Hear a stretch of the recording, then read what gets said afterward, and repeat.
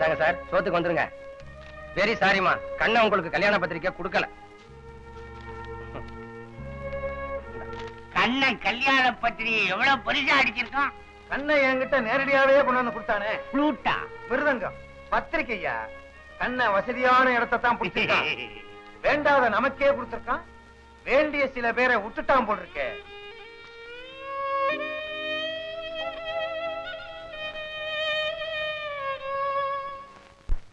இது பொண்ணுக்கு எடுத்திருக்கிற சேலை நல்லா இருக்கமா? நல்லா இருக்குமா? இது மாப்பிள்ளை அழைப்புக்கு நல்லா இருக்குல்லம்மா? இது நிச்சயதார்த்தத்துக்கு நல்லா இருக்கா? நல்லா இருக்கு. இதுதான் மாப்பிள்ளை கட்டிக்க போற வேட்டி நல்லா இருக்கா? நல்லாவே இருக்கு. மாப்பிள்ளை கட்டிக்க போற வேட்டியை பாத்துக்க. மாப்பிள்ளைய கொஞ்சம் பாக்கலாமா? நீயா? ஏ ஆச்சரியமா இருக்கா? கொஞ்ச நேரத்துக்கு முன்னாடி பெரிய இடத்து சம்பந்தத்தை நினைச்சு மகிழ்ச்சியா இருந்திருப்பீங்க. இப்ப என்ன பார்த்ததும் அதிர்ச்சியா இருக்கா? ஓ, வீடு முழுக்க சேஞ்சா இருக்கு போல இருக்க. அது சரி, சேஞ்ச் வந்தா சேஞ்ச் ஆயிட வேண்டியது தானே. லலிதா, உங்க அண்ணனுக்கு கல்யாணமாமே? அண்ணி யாருமா? எதிர்த்த வீட்டுக்கு அண்ணியா?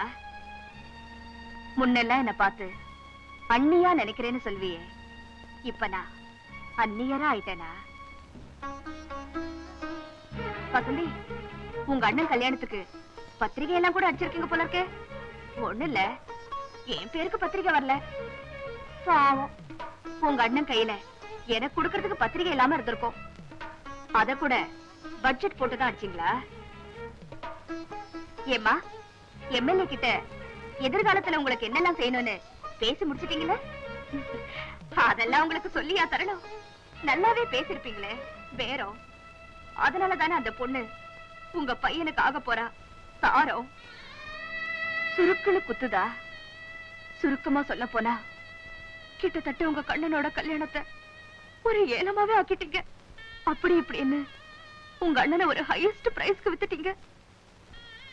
எனக்கு என்ன வருத்தம்னா, ஏல கடையில கூட ஒரு பொருள் ஒருத்தர் கேட்ட விலையை விட இன்னொருத்தர் அதிகமான விலைக்கு கேட்டா ரெண்டாவதா கேட்டவருக்கு கொடுக்கறதுக்கு முன்னாடி ஒரு தரம், 2 தரம், 3 தரம்னு அனௌன்ஸ் பண்ணிட்டு தான் வியாபாரத்தை முடிப்பாங்க.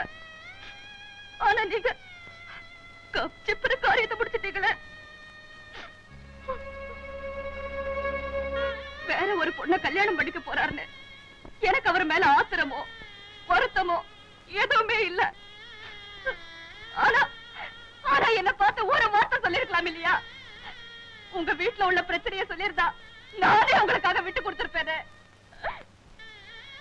என் கண்ணிலேயே படாம ஓடி ஓடி ஒளியறதான் என்னால தாங்கிக்கவே முடியல.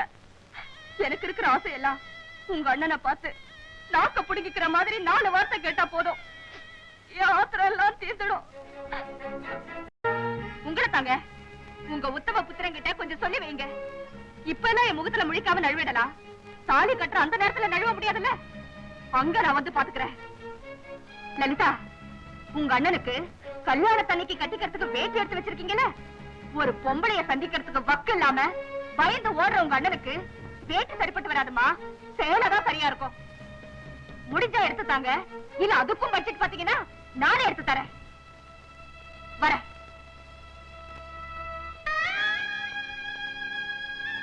போறதுக்கு முன்னால ஒண்ணு சொல்லிட்டு போறேன். ஏன் வயிறு எறியுது பாருங்க, அது உங்களை சும்மா விடாது. இதுக்கெல்லாம் நீங்க பதில் சொல்லித்தான் ஆகணும். உங்க வீட்டுக்குள்ள கூட பிறந்த அக்கா தங்கச்சிக்கு நல்லா இருக்கணுங்கிறதுக்காக இப்படி ஒரு காரியத்தை செஞ்சிருக்கலாம். ஆனா நானும் ஒரு பொண்ணுதாம்மா. பெண் பாவம் பொல்லாததுன்னு சொல்லுவாங்க. நீங்க ஒரு பொண்ணா பிறந்ததும் இல்லாம பொண்ணுங்களை வேற பெத்து வச்சிருக்கீங்க. அப்படி இருந்தோம் ஒரு பொண்ணோட வாழ்க்கையில மண்ணாடி போடுறீங்களே. இன்னும் பல வீடியோக்களை காண சன் லைஃப் சேனலை சப்ஸ்கிரைப் பண்ணுங்க.